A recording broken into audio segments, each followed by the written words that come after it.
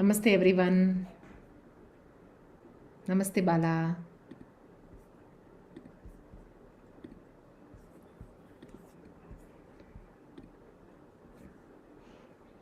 Are you all able to see the screen? Okay. Let's sit comfortably, back spine straight. Allow yourself to sit with your spine tall, facial muscles relaxed with a beautiful smile on the face. Be in tune with yourself. Check how your body feels when you're seated tall.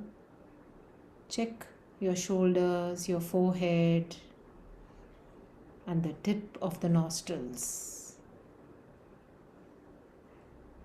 The breath moving in and out. Your awareness now shifts from the body to the breath level. And feel the in breath and the out breath. Slow, soft inhalations. Slow, long exhalations. Or just observe your breath.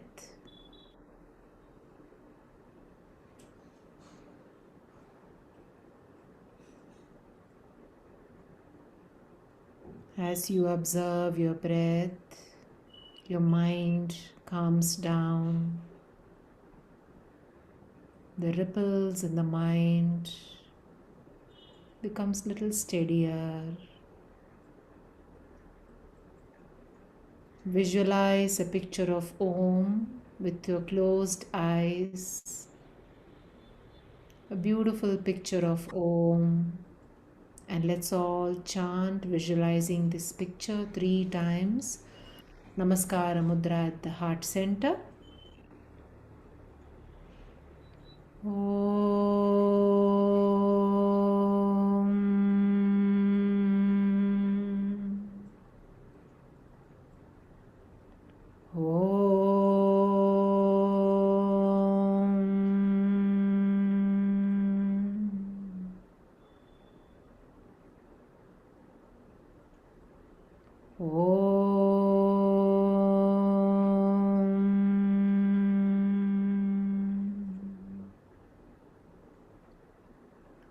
Sahana vavatu sahano bhunaktu sahaviryam karavavahai tejasvinavaditamastu mavid vishavahai. Om Shanti Shanti Shanti. Harihi Om Shri Gurubhyo Namaha. Harihi Om. Bow down.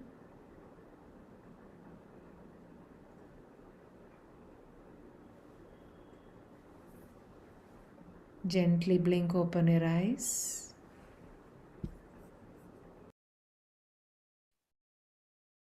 ॐ नमो भगवते वासुदेवाय। ॐ नमो भगवते वासुदेवाय। ॐ नमो भगवते वासुदेवाय। जन्माद्यस्य यतोऽन्वयादितरतः चार्थेष्वभिज्ञं स्वराट् तेने ब्रह्महृदाय आदिकवये मुह्यन्ति यत्सूरयः तेजो वारिमृदां यथा विनिमयो यत्र त्रिसर्गो मृषा धाम्ना स्वेन सदा निरस्तकुहकम् सत्यं परं धीमहि सच्चिदानन्दरूपाय विश्वोत्पत्त्यादिहेतवे तापत्रयविनाशाय श्रीकृष्णाय वयं नमः। नारायणं नमस्कृत्य नरं चैव नरोत्तमं देवीं सरस्वतीं व्यासं ततो जयमुदीरयेत्। ततो जयमुदीरयेत्।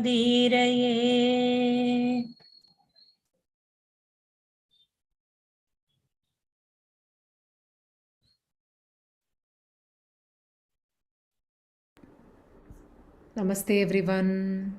Namaste. So, Bala and Aarti, would you like to continue the Shukaskriti?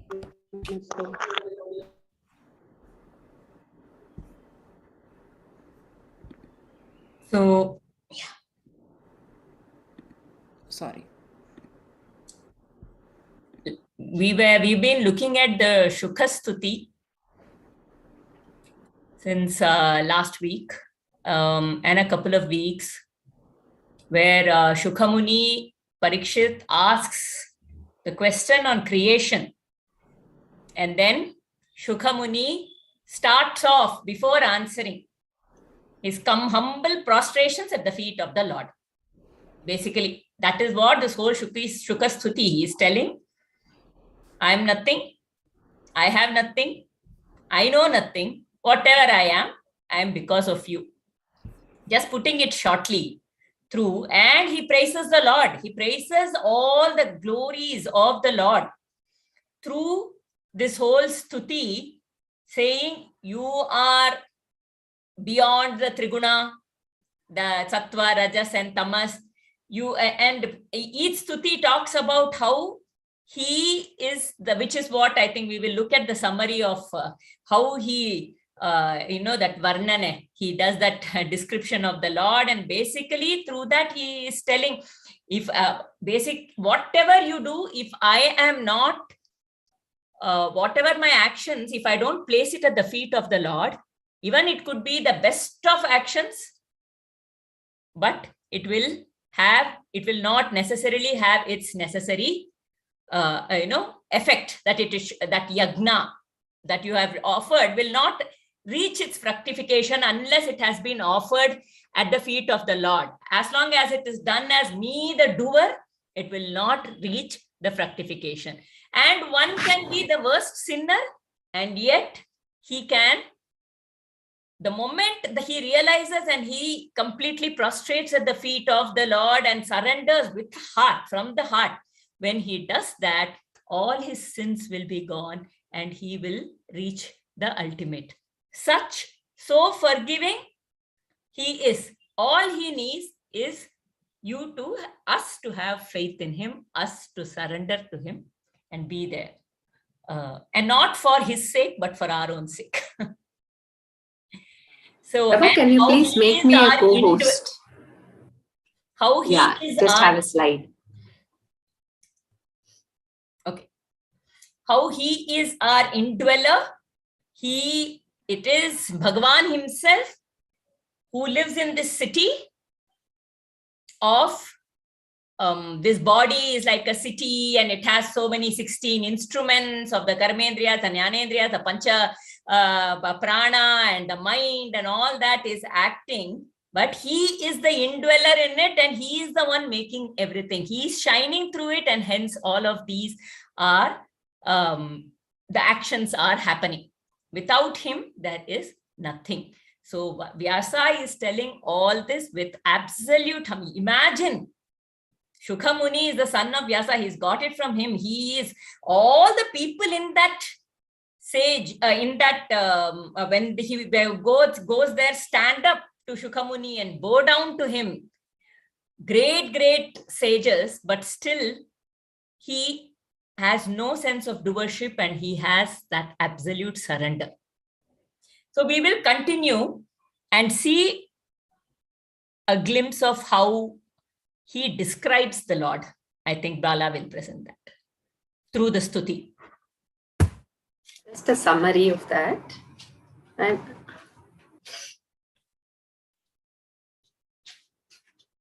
just to visually see that, that's all. Okay, you're able to see my screen, right?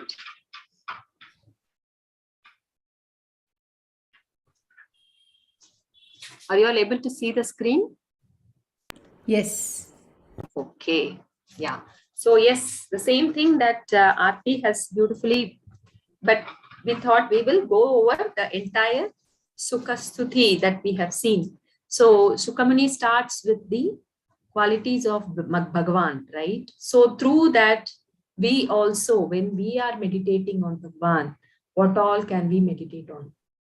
Because we say, okay, he says, first he says, the one who is the Bhagavan who actually does that Udbhava, Sthana, Nirodha, the creation. Udbhava is, we will see more about what this creation is in our scriptures. It's not something is getting created, right? We will see about that today. So Udbhava, something that comes up. Yeah, Sthana, that is maintained. And Nirodha, that dissolves. Yes. So this itself is done like a Leela.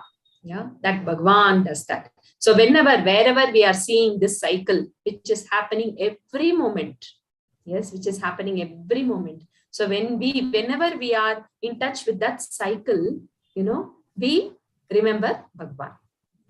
He is the Maya Pati. He is the Lord of Maya, which means Maya. We all are the in the Vasha of Maya. Okay, we are controlled by Maya, but it is like the dreamer having a dream world.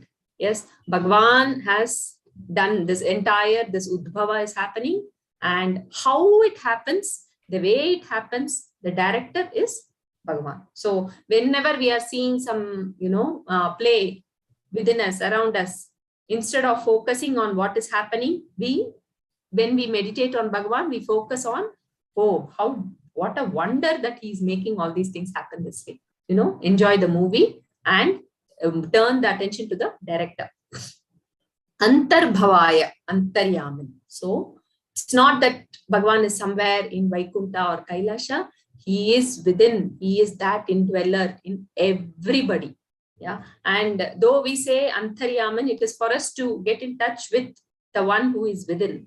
But he is everywhere also. There is nothing where Bhagavan is not, right? Anupalakshya. So when we think of such an Akhanda, who is the Pati of this entire Ananta Brahmanda, Koti Brahmanda and all we say, we think we are not able to put, into our intellect and understand. It is not possible for us to understand Bhagavan, the way he works, the way the Karma Phala. I think we saw this in detail. Again, when I think of whatever Bhagavan, again, let us meditate on that Bhagavan, who destroys all the imperfections in the Sat people. Okay, Vrijina he just cuts. He just, the moment we turn to Bhagavan and say, oh, I am helpless, you do it. Okay, he beautifully starts working. Okay, he gets into the field and works. So for the Sat people who have surrendered to him, he works. And Akhila Sattvamurti, this is also very beautiful. The one who has so much compassion, he knows that, I really crave, I'm longing to see you, Bhagavan, but I'm just not able to, grasp. But because I am still in this world of name and form, so please come, come down to my level of intellect. When we pray with so much, love for Bhagavan, he takes form for his bhaktas. He comes down and he knows, yes, that is how we see a lot of, Saguna Sakshatkara for so many great jnanis has happened because of their love and it's flowing towards Bhagavan. So Bhagavan comes. Paramahamsa Ashrama. So here, so it's beautiful. Sukamuni has beautifully intertwined the Sadguna, Saguna and Nirguna. Saguna, Nirguna, Saguna, Nirguna, So very nicely. So Paramahamsa Ashrama. So he is the one who gives the ultimate self-knowledge. That's why we have Krishna Mande Jagat Guru, we say, right? He has given us Bhagavad Gita. Through that, Arjuna, he gave self-knowledge. And through that, there are so many people who are realizing. And, Paramahamsa Ashrama. So the one who gives the ultimate self-knowledge is Bhagavan himself. Let us meditate on Bhagavan again, who is the Vrishabha to all his devotees. To his devotees, he is so dear, he is so near. He is such the nearest of the near to the devotees. He is farthest of the far to the yogis. Yeah, that Bhagavan. So basically, Kuyogis cannot sense the presence of Bhagavan. This also we saw in greater detail. Now he is moved to beautiful, Nirguna. He says he's the one who is ever reveling in his own nature, who doesn't do anything. In Tamil we say, pattum padama. Not touching. He's there. He is there. Okay, this is the beautiful sea. He says he's so dear to his devotees, very far. That Saguna is there. Now again, Shuka Brahman goes back to that Nirguna. Swadhamini. He's just reveling in his own nature. Just his presence is what is there, nothing else. Okay, and the one who are reveling in him, whose mind is completely, at his feet, who just revel in his leela, who whenever there are people who we see, right, whenever they see things happening around, they remember it as Bhagavan's work. Whatever wonder they see, they remember Bhagavan. That every small little thing, they are able to remember. So to such people, impurities are just washed away by Bhagavan himself. Yeah, because only Bhagavan is there in their mind. Nothing else can revel there. Meditate on that Bhagavan, who is the Subhadra Shrasya. He is the most auspicious. Sangam, who effortlessly, again, the same, who has completely surrendered to all of them. The worldly attachments, just effortlessly, we know that Mrityunjaya mantra also, right? Like how that ripe fruit just falls away from the plant. Like that, the worldly attachments, he doesn't find any essence in the worldly attachment, and effortlessly it goes away. So that Bhagavan who does that to all those who have surrendered to him. And the Bhagavan who is, Dharma, sorry, not Dharma, Dharmamaya, he is Dharma. Yes, Dharma here means that the very nature, yes, the very nature is Dharma. So the the basic nature, if we dig deep, who am I, when we go deep, finally, only Bhagavan is there. If there is if we look at it as the substratum in that angle, so he is the Aadhar, and on that only everything is there. Okay, the clay pot, which I think we have seen many times, right? When there is no clay, there is no pot. So like that, when he is substratum, so that is Dharma, the basic nature of the entire thing. Dharma Maya, he says Tapomaya also. So tapas again has a beautiful meaning where, to bring out that inner nature is tapas. Okay, so tapas is all the effort put in to bring out that inner nature. So when as a sadhaka, we put all the effort to bring out that inner nature, we find only Bhagavan there. Yeah, the sadhaka is no more there, only Bhagavan is there. So he is Tapomaya.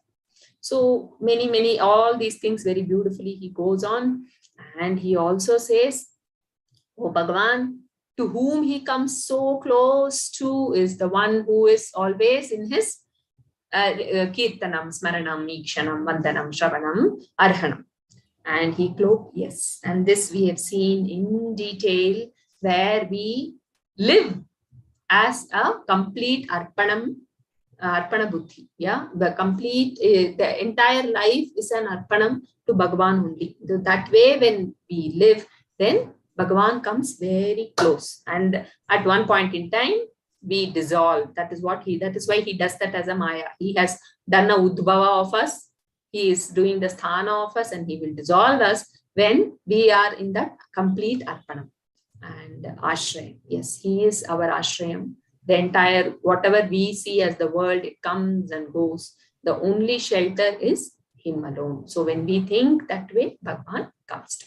So that's why he keeps saying again and again and again in Bhagavad Gita, surrender unto me, I will deliver you. So that is the crux of Shukastuti. Very beautifully, I thought this is so nice. Our eyes are attracted by the beauty of Maya. But if our eyes are attracted by beauty of Krishna, then there is no more chance of our being attracted by Maya. So the magnet example, so many things we saw. So he is the strongest magnet. So let us turn our attention to that beauty. Then So here we kind of come to the end of Shukastuti.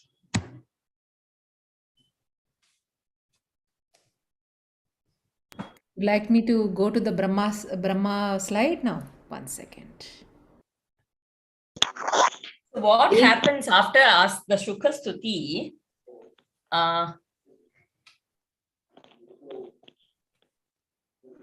Before we move on, anyone has anything to share or any thoughts, please feel free to. Yeah.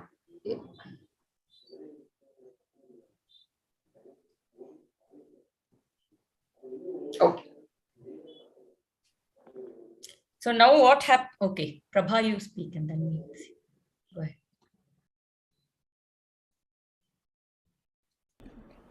Yeah, so these were the questions. I just wanted to share these questions once more so that you'll be able to understand when Aarti talks about the creation. And very beautifully it shifts to where Narada, now you should visualize the scene where Narada is sitting in front of Brahma and asking, by whose power are you doing this work? You know, Shukamuni very beautifully now shifts our attention to Narada, because you remember last time Aarti was saying how the very beautifully the question answer ability there, where the questioner or the person who's answering does not say that it is my question or it is my answer. So here again Shukamuni is beautifully shifting us to the scene where he says, you know what, these questions were already asked by Narada to Brahma.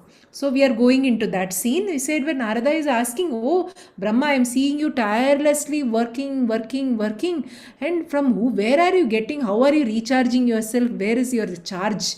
How is this power? Where are you getting this power? And now very beautiful shlokas are very, very beautiful, where Brahma is explaining how that power is coming from, the light is coming from the Bhagavan himself. I am just doing little bit of here, but the main power, the generator is actually from Bhagavan.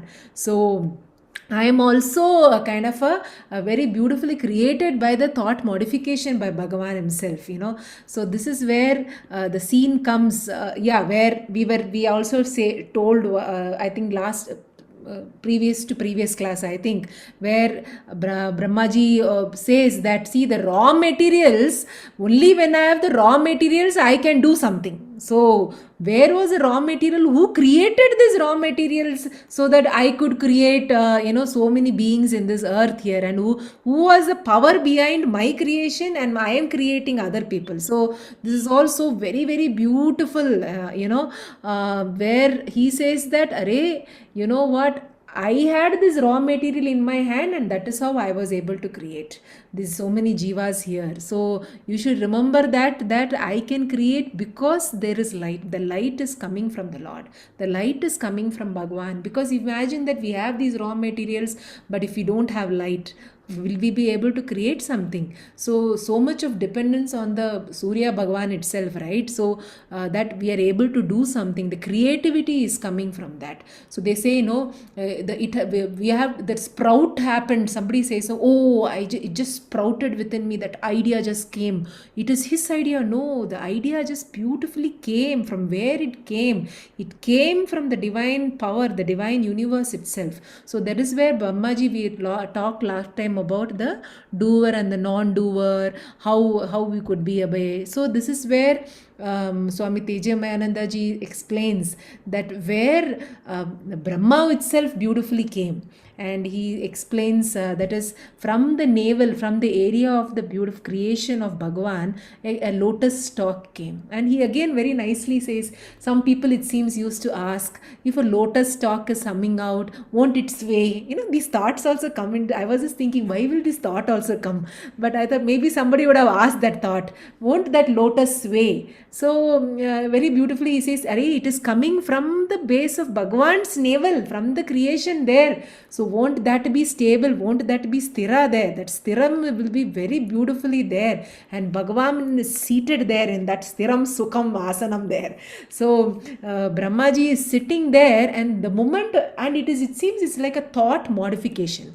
So this is where again he gives very beautifully an example here that for example he says there is a meeting going on and somebody comes and gives one slap to one person. So but now we are seeing here one person going and giving a slap. So this is our scene. I am witnessing this scene. But what is the behind scenes happening? The person who is going to give a slap must have hundreds of thoughts about how this person has done this to me, this to me. So some thoughts were there. It might have been in the very dormant state. It might not have sprouted, but something would have, that some trigger would have happened from that dormant unmanifest state. It just came out, and then it just came out. So that person is having that thought now to slap. So from the unmanifest state, it has come to the little bit of a subtle state. Now I'm really going to give him a slap.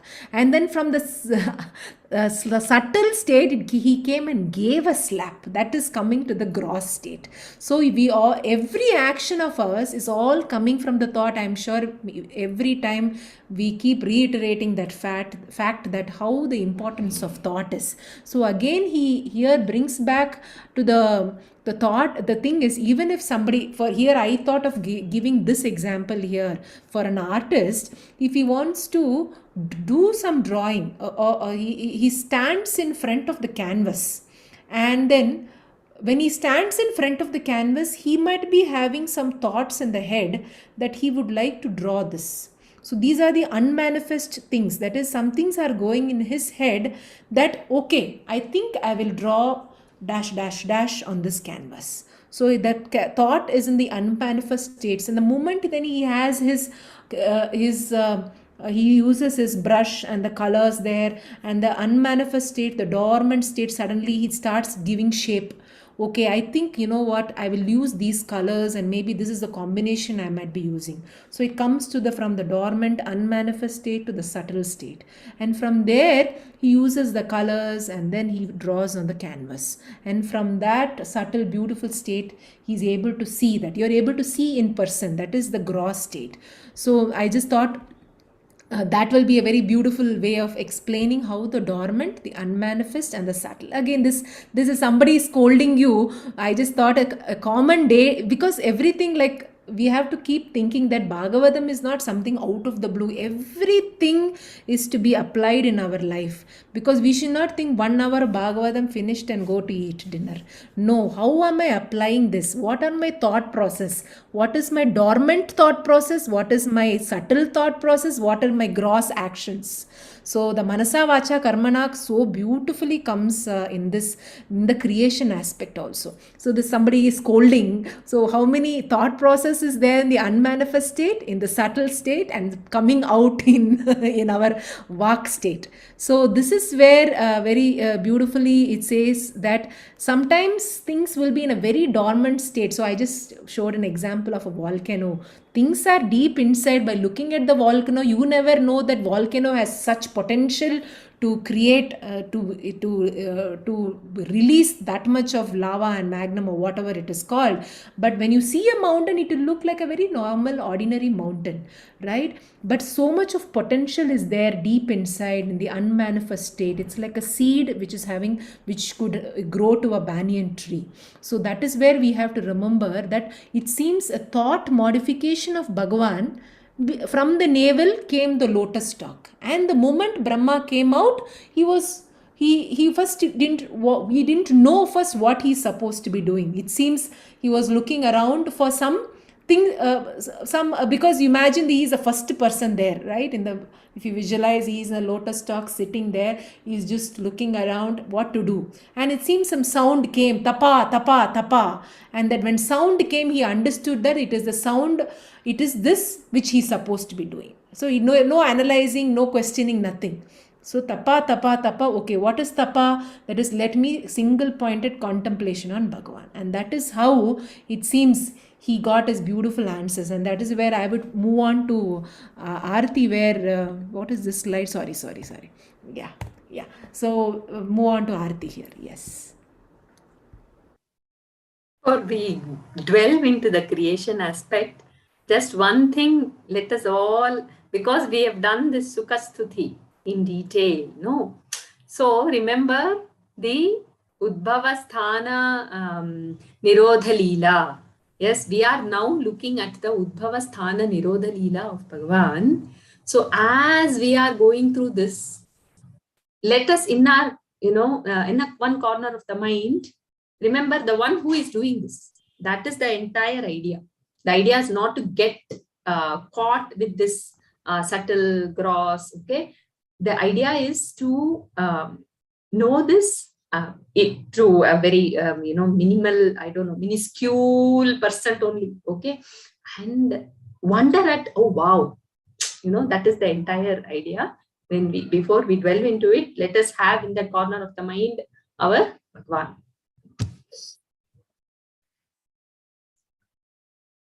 Can you make me the co-host? Yeah, I have done it. So we're looking at beautifully Prabha explained, no, right? Parikshit's questions you saw on creation first, and then Shukamuni starts on the Shukastuti, and she did talk about how, Brahmaji explains that he got the knowledge from Narayana, but I just wanted to bring out those words itself. So sage Narada, now Shukamuni is now telling Parikshit that this question that you are asking me was already asked by sage Narada to Brahma. Okay. Sage Narada says, Lord, to Brahma, he's saying, you are engaged in expanding, creation, and sustaining. By whose power are you able to accomplish such immense work? You don't even look tired. The entire universe is manifest before you, and you know all its hidden mysteries and secrets. So please bless me with this self-knowledge and help me understand how you will do this work. Sage Narada is asking Lord Brahma, and Lord Brahma is saying, you have asked a very good question. Okay, this is a very samyak karunikasyedam vatsate vichitit sitvam. My son, you have asked a wonderful question indeed. He says, the one who created this entire universe from the light of his eyes has given me only an infinitesimal part of his divine power. Only his Shakti, because of his Shakti, am I able to do this work, not by my own potency. First thing. Now, so we have to see that Brahmaji is supposed to be the creator, but he is doing a creation which is only infinitesimally smaller than the creation of the Lord himself. Brahmaji says Brahmaji can create, but only with the pre-existing materials he has already got from Lord Narayana. For Lord Narayana, on the other hand, there is no such requirement of existing jivas, their karmas, or any such material. Lord Narayana himself manifests the very creator and is thus Brahmaji's Lord and Master. Now, to understand this a little more in detail, so we saw two parts of creation. One is Lord Narayana himself has manifested the material, and out of his given material, Lord Brahmaji is doing his other creation, which that beautifully Prabha showed that Narayana is sleeping, and from his navel, that second level creation is happening. 2 or 3 weeks back, we had looked at this Srishti, Sthana, and Nirodha as part of the Om chant. If you remember, A, U, we had looked at that, and the fourth, which is the Turiya. So in that, what did we say? We said in the Omkara, the dream state, the waking state, we have 3 states: waking state, dream state, and deep sleep state, right? And beyond these 3 states is the Turiya. Beyond. So now in the waking state, this Turiya is the consciousness, the seer within, the witness, the World is perceived through the eyes are perceived through the mind is perceived through the awareness, the witness consciousness is the Turiya. Or even beyond, Turiya is a part of that. The witness consciousness is a part of that Turiya. Now, when that witness consciousness, we said, this whole world, when I am seeing this world, when I'm going to sleep, what happens? I close my eyes and I first get into the dream state. In my dream state, my senses are not engaged in anything. And then in my deep sleep state, my senses and my mind are not acting. And only my deep sleep state, in my deep sleep state, only silence is there. Okay. So I am seeing the world. Now in my dream state, that whole world is appearing in my mind only. And in my deep sleep state, even that world is not there. There is only stillness and silence. This is when annihilation happens. Say, if you had to consider this like an annihilation, this whole world, I am seeing the world, and this whole world has gone into my dream. And from my dream, where has that gone? It has gone into the deep sleep state, which is Ishvara. The Virata has gone into the Hiranyagarbha. The Hiranyagarbha has gone into the Ishvara. And who is that who is witnessing all of this? It is that Sakshi, the witness, the Turiya, who is witnessing this whole thing. Correct. This is going into deep sleep. Now, sometimes we will see that when we wake up, say I'm in a new space, in a completely different space. I've gone on a vacation and I'm somewhere. And I have been walking around so much. I'm very tired. That night I had a wonderfully deep sleep. And I have gone, and the moment I wake up in the morning, for a moment, I don't know where I am. Okay. I look around, I'm like, I know I am existing, but I don't know where I am, what is happening around me. I don't know. And suddenly the memories flood into that silence. I am actually experiencing that complete silence. And suddenly the memories flood into that silence. And I remember, oh, I came on a vacation to such and such place. I went here, I went there, I did this, I did that, and all that. Oh, that feeling first comes. The memories are flooding in. And then after the memories start flooding in, then now I think, oh, the day has begun. I must get up. That first feeling that I have to do something. I have to get up. First it was I exist. The memories are flooding. And now I'm thinking I have to get up. That I have to do something is my aham. Doership is first stepping in. That is my aham. And then after that aham, what happens is I get up. I now think, oh, I have to do this. So from my deep sleep state, Ishvara, everything is getting into my Hiranyagarbha, the thought that I have to do. I have to have my bath. I need to brush my teeth. I need to get ready by 10 o'clock so that I can leave and I can go to this place. I have an appointment. All these. So what is this?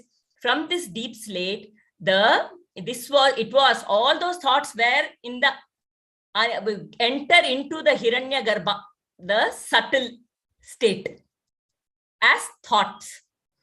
And then when I actually execute it, it becomes, I go and brush my teeth, it becomes actions. Now what Prabha told, right? She told, it is there in my deep sleep. Are you all able to hear me? Am I frozen? Yeah. She said, no, somebody slapped somebody. There is some deep thing. Where did it come up from? We think somebody is doing something, so I felt like it. But in reality, that whole thing in the form of a memory or something is there inside me, deep rooted. Even in this Ishvara stage, in the causal body, it is there. And then that thought that this person, all those memories of this person did this to me floods in. And then the thought that I am not going to leave this person comes up and immediately transfers into action. So every creation is, this whole world is what is my own creation, is what our Upanishads say. I am not saying this. This world that I perceive is my own creation, because when I sleep, like a spider web, okay, the spider is spinning its web. And in that spin of the spider web, what happens is all of these wonderful insects, they come and stick. And then that spider very nicely can retract. There are some spiders which can retract the whole web back. Like this, when I am in deep sleep, the world absolutely does not exist for me. But when I'm waking up, it is, when I am in deep sleep, the whole world is going into my Hiranyagarbha, into that causal body, the deep sleep, Ishvara. And creation is from the deep sleep to the Hiranyagarbha, to the gross action. So Om is an establishment of my deep waking state, dream state, and deep sleep state. It is also a representation of the creation, maintenance, and dissolution. What we call as waking state, dream state, and deep sleep state, it is at our individual level. This is at our Vyashti, the microcosmic level. The same thing with Brahman. If I look at beyond, we saw, right, what does Brahma say? What I create is an infinitesimally smaller version of the creation that was already done by Lord Vishnu, right? By Narayana himself. So now imagine that Lord Narayana is sleeping. Hold on. But for us, it is deep sleep state. We all of this, this Om, this waking state, the dream state, and the deep sleep state is all happening unconsciously. I am not making it happen. I close my eyes. I don't know at what point in time the dream comes up. I don't know at what point in time the deep sleep comes. And then I wake up. There is a rhythmic pattern to it. I wake up and everything, the whole world comes up again. But now here, Ranganada, this is a representation of Lord Narayana in Yoga Mudra, Yoga Nidra. It now just put the same thing for Narayana. If Narayana, when he is in deep sleep state, or when he is in Yoga Nidra, then the whole universe is within him, annihilated inside him. The waking world to the Hiranyagarbha into the Ishvara in him. And when at the right time, in the rhythmic cycle, there is a rhythmic cycle behind everything. There is a rhythm. So when it is the right time, the creation happens, and from him, everything manifests again, first as the unmanifested form and then as the gross reality. Okay, so this is when Lord Narayana goes through his waking dream and a deep sleep state, that whole thing becomes Srishti, Sthiti, Laya.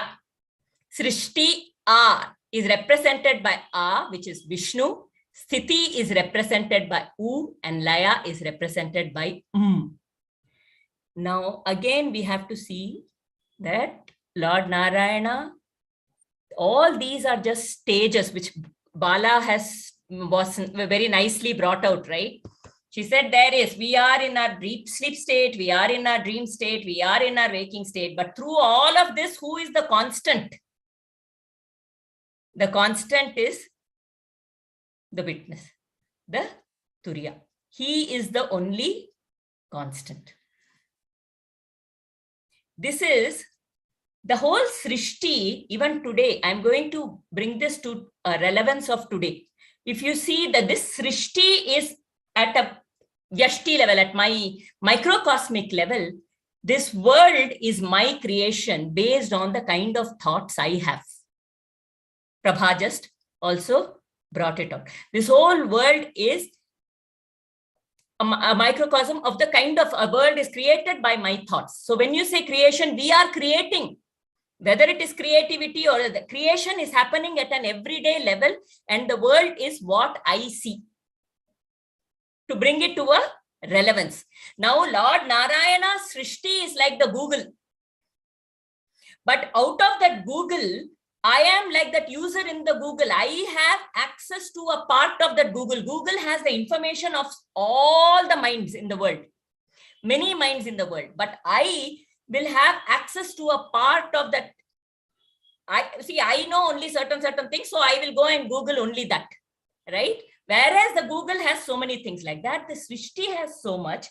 But depending upon, the Srishti has the good, the bad, the whatever you want to say, everything is there. But in my mind, what is there is a subset, a very small, tiny subset of this whole creation. And based on that, I create this whole world when I am with the gross world.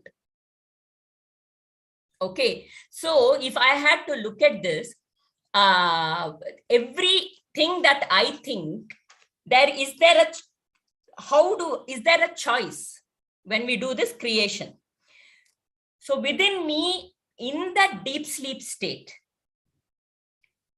the whole samashti, the srishti, the universal knowledge is available. But because of my memories, I am limited by only certain things. Now, based on the kind of thoughts I have, as your thoughts, so is the state of your mind. Okay, the kind of memories that come up based on that, what are the thoughts that are coming up in my Hiranyagarbha, in my subtle mind? Those thoughts make up my mind. And my mind, then, purer the thought, greater the control over the mind. Okay. And as your thoughts, so will your actions be. And as your actions, so is your personality. And that personality becomes your habit. Your actions become your habit, and hence you are creating a personality by that. And the more and more you exhibit a certain personality, your world becomes that. If you are having in a simplistic terms, this is something beautifully examples were given by Aparajita Nandaji. If you are leaning towards to understand how there is creation power from within us, right? So to say, Aparajita Nandaji says, okay, if you like engineering, you will be in an engineering world because your thoughts are pulled towards engineering. You pursue that line and you go towards engineering. If you like medicine, you create a world which is where you have more, people who are practicing medicine and things like that. If you are with satsanga, you will feel the world is beautiful. How wonderful. This is such a beautiful place. If you have had a bad, you have been put in a wrong place for a wrong reason with the wrong kind of people, then that is the world that will be created for you. And if we have the negative thoughts in our mind, the world becomes negative. If we have purer thoughts, everything will look beautiful. And who more purer than the Lord himself? And also understand this Om. When we chant Om, you have Om, silence. Om, silence. So there is a regular throbbing of the Om. It comes up, it goes down. Like that, there is creation, sthiti for a while, dissolution. Creation, sthiti, dissolution. So this whole world, whether in the mind or the reality that I am seeing outside as I perceive it, both of these, change is the only constant. It is constantly changing. But what is the constant in that? It is that Turiya, the Lord himself. Okay. The pendulum is moving from this side to that side. Imagining pendulum going from this side to that side. When I am on this side, the other side will look negative. This is the positive side. When I am on this side, I will feel this other side is negative.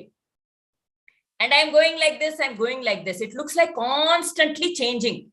I am used to this. Suddenly, I am used to this side. Now, why is it going the other side? And I'll get disturbed. But that is the nature of the universe. But if I am just seeing this pendulum outside, and the pendulum is just moving and I'm just watching the pendulum, I am not sitting inside the pendulum. I am just watching this pendulum. I am witnessing or observing this pendulum. To me, it doesn't seem like a change. It's just a pendulum. It will happen. If it goes this way, the gravity will pull it back and it will go the other way. There has to be an equal and opposite reaction to everything. Something good is happening in my life for some time, and I am feeling very happy because I am not in the witness mode. Something negative may also happen. They'll say, in those days, don't laugh too much, then you will end up crying. It's a simplistic way of putting this. So if something deep is going to happen, something very good has been happening and I'm feeling I am the doer. Oh, wow. Okay, great. Wonderful things I've been doing. He will come and give us a slap somehow because it has to go on the other side. But if I am the witness and I am just witnessing, okay, these things are happening. Good, bad, I don't know. The pendulum is going this way right now. Okay, I will appreciate that. And then, so if I am in that state, when the pendulum starts going the other way also, I'll say, okay, the pendulum is going this way now. Good, bad, I don't know. I am not going to judge it as good, bad, because I am the witness. So that, if you look at all of the qualities that were described in that Shukhastuti, beyond the Triguna, when you are in that mode, in the pendulum mode, there is time. But when you are the witness, time is not there. Kalatita, pendulum takes time to go from this side to that side. But the witness, Kalatita, no time for the witness. He is beyond that time.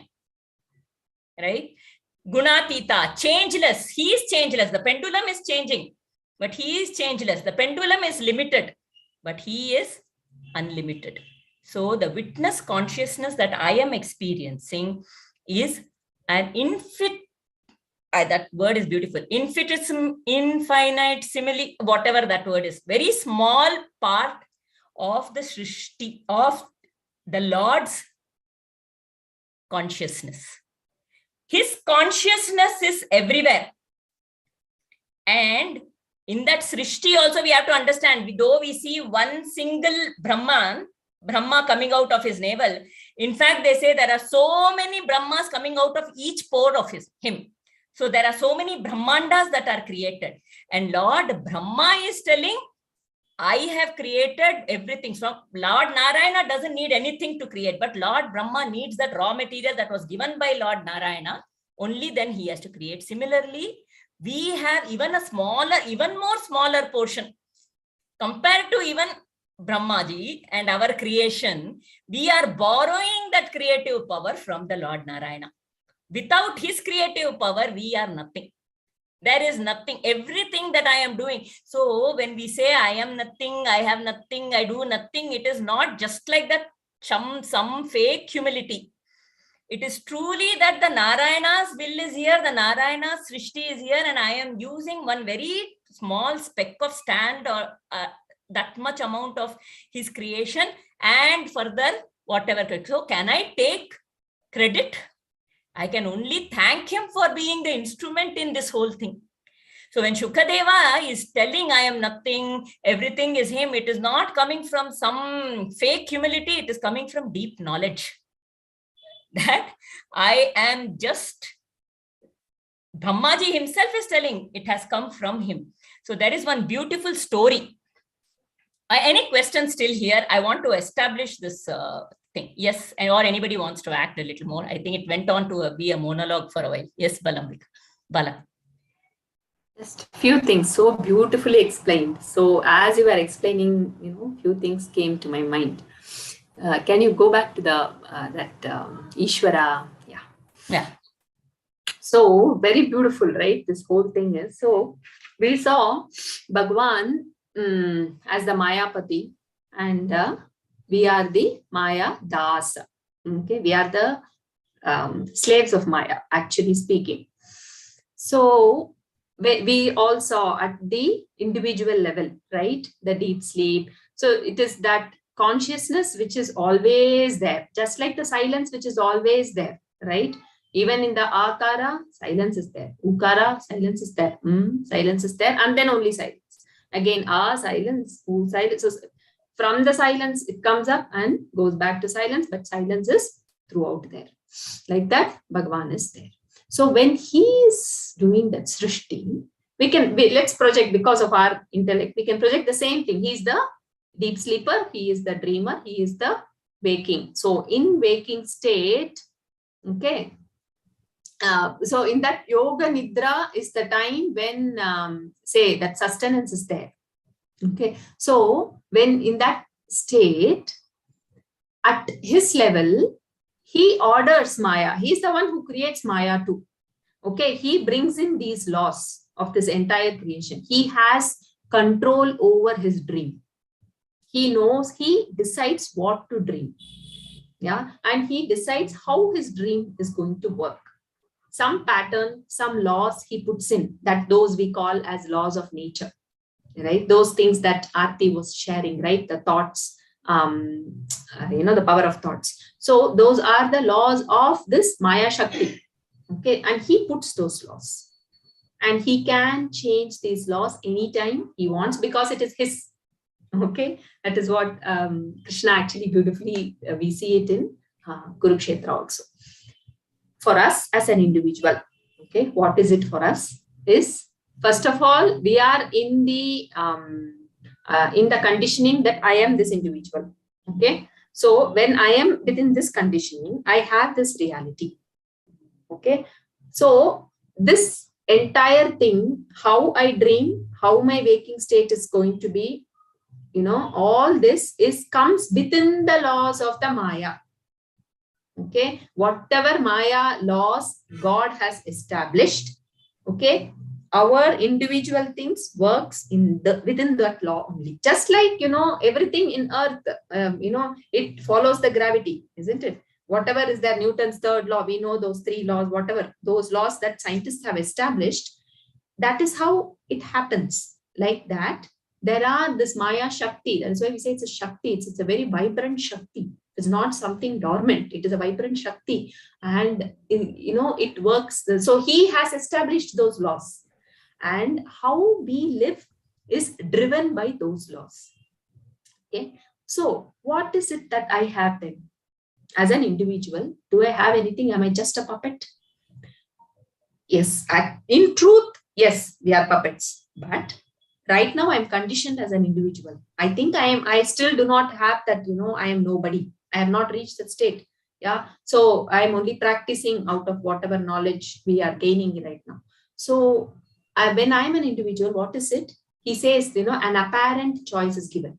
An apparent choice. What is a choice? Only thing is, the thoughts that come in. That's what beautifully Aarti explained, right? The thoughts. So the thoughts that we entertain, the thoughts that we take in, that needs to be the purification. That is our choice. Nothing else. Okay, with what thought, what world I create is not in my hands. Okay, I may want to get into some, we do see, right, many ambitious people running behind some world that they want to create for themselves, but yet fail. Okay, because what we create is not in our hands, but because that is within the laws of Maya, within the laws of this Maya Shakti. But what thoughts we entertain, that is why devotion is given so much of importance, because the moment I turn my complete attention, see, in this whole thing, Turiya is standing outside, though Turiya is there everywhere. It's not that he's standing outside, but then Bhagavan through and through, and Bhagavan is the Mayapati, right? He is out of this Maya. So who will take me out of this? It is only him. Somebody else who is again in this bed will not be able to take me out. So that is why we say he is our Ashraya. So we turn our attention to Bhagavan and say, oh, I am caught up here. You have to somehow help me and take me out. Yeah, the more I turn to him, what happens is the thought process, that every thinking turns towards Bhagavan. So that is what is devotion. That is what is bhakti. So every thought process is now, constantly, very beautifully, somewhere I heard, whatever we are tied up, we are so, imagine like ropes, so much it is tied up and tangled, so many ropes that are tangled, and that those all are, so we are closely attached to that, in our heart, and we don't know what to do. Just put one rope and tie it at the feet of Bhagavan. So what happens? He knows how to take that out. So the entire, coming back to the point, is the choice, or the little choice I have, because apparently I think I'm the individual here. Okay, so it is an apparent choice again. So is to turn to Bhagavan. The choice, and leave that space. I am the doer, I am the doer. As long as I am going to be the doer, I will be under the grip of Maya Shakti only. Yeah, the moment I leave that space, that is why, Brahmaji keeps saying, it is not me who is doing it. It is Bhagavan's light. Yeah, and I'm the instrument. So similarly, when I goes away, that's why they say, ego is edging God out. So when we keep edging God out, it goes away. But when the I goes away, then Bhagavan comes in. So that is the only choice as an individual for me is there. So just thought we establish that. And also, what is very strongly established here is that Bhagavan is not sitting somewhere in the Srishti. If we go through the Brihadaranyaka Upanishad, it will go so much in detail about how that Lord actually exists within our Hridaya, in our own Hridaya. It is out of his power that I can even try to be with my Sakshi Bhava. And when I am able to be with that Sakshi Bhava, so that is very important, that we don't seek Lord thinking he's sitting in some planet, some place, some Vaikunta. All of these states are in here within me. Now, to even give you a small hint of this, in my dream, I know I'm seeing everything in my mind. But when I'm awake, where am I seeing everything? I'm not seeing it outside. My eyes are perceiving it. Everything is going into my mind, and the image is being projected in my mind. So I am again seeing it in my mind only. A dream I can think is an imagination. But the waking state is also happening in my mind, then it should be an imagination only. Actually, but because my senses are connected with it now, I start thinking it is reality. It looks gross to me because my senses are now activated. It looks gross to me. Otherwise, that is also an imagination only in my mind. And my dream is also only an imagination. If you say the Maya, everything is happening in my mind only. But now that when I know that, and this my mind is like one pendulum, it is going this way, that way, this way, that way. It will tell this one moment, it will tell that one and another moment. But like in that Om, we were focusing more on the silence, right? On the Turiya. We chanted Om and we put our attention more on the Turiya. When that space between the two Oms came. in that silence. Like that, in our mind, this is going like this, this thought is coming, that thought, but there will be some space between those thoughts. That creation of the thought, the action, and there is that space between the thoughts. The more I focus on that space between the thoughts, instead of on the thoughts, the more I focus on the space between the thoughts, that space between the thoughts increases. And that time turn around and see, who is it that is seeing this thought? It is that witness consciousness, that Sakshi Bhava, which is also nothing but an infinitesimally small portion of the Lord Narayan, of the Lord's consciousness seated within me in my Hridaya. You see Hanuman, he says, where is Lord Rama? He shows his chest just like this.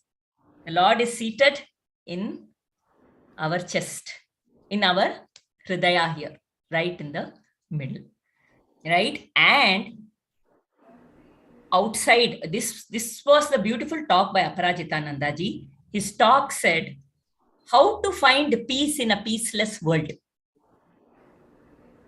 When we understand that the outside, this pendulum of my mind, everything in the outside is also happening in my mind. When this pendulum of this mind will keep happening. It is bound to happen. It is the way it is. A pendulum is meant to be going like this. There is a duality. As long as with your EVR, with the ego, there will be a duality. It will keep going this way. It will keep coming this way. But the moment I go, the moment you go with Bhagavan, who is that Turiya, that consciousness within, and surrender unto him, move away from the thoughts, be in the silence between the thoughts, and move away and turn around and place yourself at his feet. Then he will take care. Because mine is just infinitesimal. Now when you have surrendered to him, the universe's grace, his creation, the whole universe's grace is with you. It will happen. My mind may not have that power as much to really think of a solution for every situation, but when we have surrendered it to the universe's grace is much more, and that conspires to make it happen when we can do it. So peace is in our hands. Happiness is in our hands. How? By surrendering to him. Right? Super. By surrendering to him all my anxieties. It doesn't mean I'm just doing this, I'm not looking, I'm being one zombie. No, that's not what we are talking about here at all. Right? I am engaged in the world with complete involvement, doing everything possible that is needed, but with an absolute sense of surrender. There's that story, one man, some Japanese man, he was a rags to riches kind of person. That he just became he set up a beautiful factory, millionaire, and his son had taken over also after him. And that whole thing got burnt down one day. And they were standing there and watching that factory. His son said, "Oh, father, what this? You must be feeling so sad. You have built this whole thing with so much difficulty. How do you feel?" And the father just said, "We have work to do, my son. We just have to build it all over again. That's it." Okay. So like that, if you see, even the Lord has created and it dissolves. It's a part of nature. Anybody, love, dub. After love, dub has to come. After dub, love has to come. If the pendulum goes, they say the numbers 1, 2, 3 and -1, -2, -3, they are saying as negative numbers. But in reality, if the pendulum is on this side, then the opposite side becomes the opposite to -1. It becomes opposite of 1. If you go this side will become opposite of -1. There is no, this is only right, that is only wrong. If there is a positive force, there will be another force which will repel it. This is the reality of life. So we to be able to witness that change and accept it with humility will keep us in peace when we surrender all our anxieties at his feet. Here, one thing I want to share is very nice example Raghuramji shares in Waking Dream and Deep Sleep in a very just in a realistic manner in our this thing is for example he used to tell about his son basically when he was a child he kept on thinking about rasgulla. Okay, thinking about rasgulla, thinking. So in the waking state, he was going on showing tantrums that I want that rasgulla, I want rasgulla, I want rasgulla, I want rasgulla. In sleeping state also, see, I got a dream also of rasgulla, but still you didn't give me. I got a dream of rasgulla, still you did not give me. So one day Raghuramji, what he did is he went in the son was a deep sleep state. He called him, see rasgulla. And the son said, what, Appa, are you mad or what? You giving me rasgulla? No, let me sleep nicely. And then again he slept. So he beautifully explains that in waking state, in dream state, sometimes our desires and our passions do come about. But in deep sleep state, you give the most desired item. At that time also, you are in wanting to be with your true self. You just want to lie down. You are in stillness, absolute stillness. At that time, you don't like to be disturbed. Even the thing is right front of you. You make him smell the rasgulla because he told, I experimented. I told my son, smell the rasgulla, see. And then he said, Appa, what, you mad or what? Let me just go to sleep. I don't want rasgulla. And he went to sleep. So I just remember this because each time the waking dream and the deep sleep state, this example becomes so classy. And with this example, when Bala and Aarti was talking about the creation aspect, suddenly it just struck to me is the rasgulla only. I was just thinking in my head, the rasgulla aspect itself, for a interesting mode for us to understand the mode of creation. I don't know whether it make justice, but when you were telling, I was visualizing. For example, a thought came to me that I have to make rasgulla. Okay, so it's the first time I'm going to try out. That is the thought coming that I have to make rasgulla. So in that thought state, the rasgulla that I need to create that rasgulla. So, but another thought starts coming that what all things I have to do. I have to do this. I have to put this. I have to buy this. I have to do this. I have to put all these things, and the planning is happening in the head, in the yoga nidra state. The yoga nidra state, so many things are kind of manifesting inside that, okay, these are all things I have to do, like that, so many things, because it's the first time you're going to create a rasgullas, like that. So, and then and in the dream state in this one second in the dream state, I have done that before. Dream state, you're already visualizing yourself creating that rasgullas. The dream state, you're already in that bubble, you're making those rasgullas with all those ingredients so beautifully. That thought has come, this is how I'm creating these rasgullas. So from the deep sleep state, there has come into a kind of a beautiful into a subtle body state or a hiranya garbha state. And then I'm getting up first thing in the morning, rasagola to create. And then I'm going straight there to the kitchen. The raw materials are very beautifully, I'm making sure it is done, and then the rasgulla is created. So from where it came, from the thought modification and then the planning and then the dream state where I have already done all the steps, and then I slowly wake up and then the creation happens. So I was just thinking that, see, the process of creation itself, so many beautiful steps are there, from the thought modification, then the planning. So how imagine Bhagavan must have, thought about in his yoga nidra state, his thought modifications of how needs to be done. From his navel, okay, Brahma is done. From Brahma, he gives his knowledge, infinitesimal knowledge to Brahma, that come on, you are creating raw materials I have given you, come on, you create the rasagullas, like that. And so many rasagullas, so many planets, so many brahmandas, all this is done. But finally, who has created it? So that I think, rather than sitting and analyzing, going into scientifical mode and thinking how many universes are there and how many galaxies are there and all that, finally it's very important not to have a scientific mode of looking it, but into a very beautiful devotional point of way looking it, that finally who is the maker, like Bala said. That is why Shukamuni has given these examples, and Brahma telling that that finally I am telling all this to know that this is the maker, that you look at the maker, not at the things around, because we tend to look at all the things around and get lost there. But finally who made, it's like we say, no, see, the children have forgotten who made the Rasagola, they just ate the Rasagollas. So finally you keep we forget who the Rasagolas have been prepared by. It is prepared by the Bhagavan, right? So I hope it made justice. Did it make justice? Yes. Very beautiful. Very beautiful. Actually, even at that individual level, so our choice here is to remember that inherent power within, which has given that thought modification of making Rasagulla, that inherent power within, which has given the knowledge. That is what Brahmaji says, right? The knowledge of making Rasagulla, right? That is that inherent power.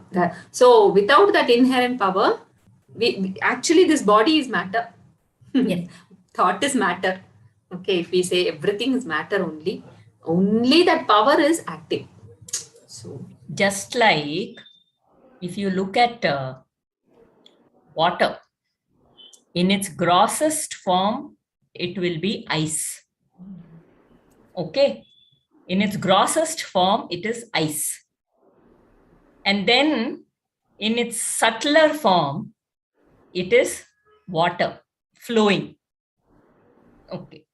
And an even subtler form, it is water vapor, steam. You can't even see it. It becomes one with the air. It is like that. But does it mean it's not there? The moment the temperature cools down, that steam becomes the unmanifested water and becomes the subtle water and then become the gross ice. But through all of this, what is the constant? What is it? All of this is nothing but water. Similarly, everything thought, now there is, if I am an individual, every thought is happening in my mind. The mind, it is not real. The gross is also happening in the mind. It's not real. So is there something separate from this? It's all happening in me. And similarly, in the Lord, it is the whole thing is Lord's creation. Lord has imagined this world in his mind, and the whole thing is there. So are we separate from him? No, we are a part of him. So the only reality is him. Everything else is merely an imagination. It's merely Maya, which we are a part of. So if we remember that everything is, we are a part of him, and everything in this universe, only reality is him. And nothing else is a reality.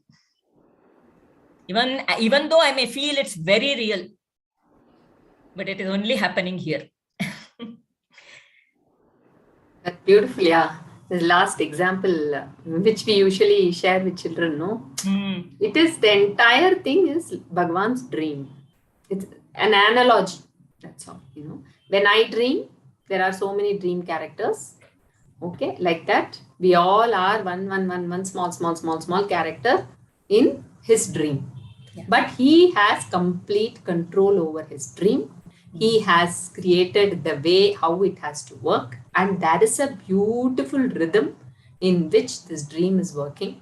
Yeah. And so he is the, well-wisher of every character in the dream. And he loves every character in the dream. And he finally dissolves all the character into him also. So I think just like that, we think it is ice, we think it is a river, we think it is, all those are just nama rupa, names and forms, but in reality it is all H2O underneath, right? So it just dissolves into him.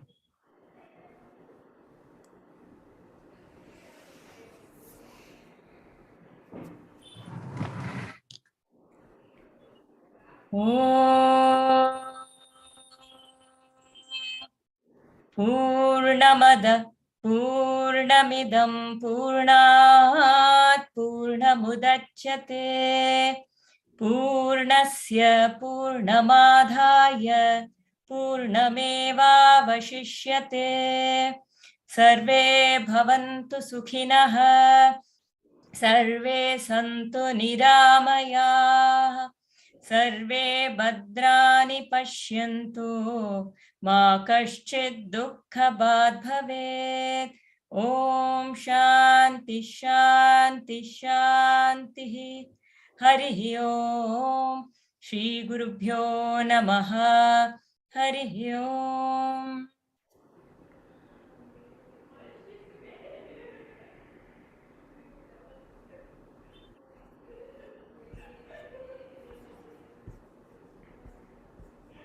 Thank you. Thank you. Thank you.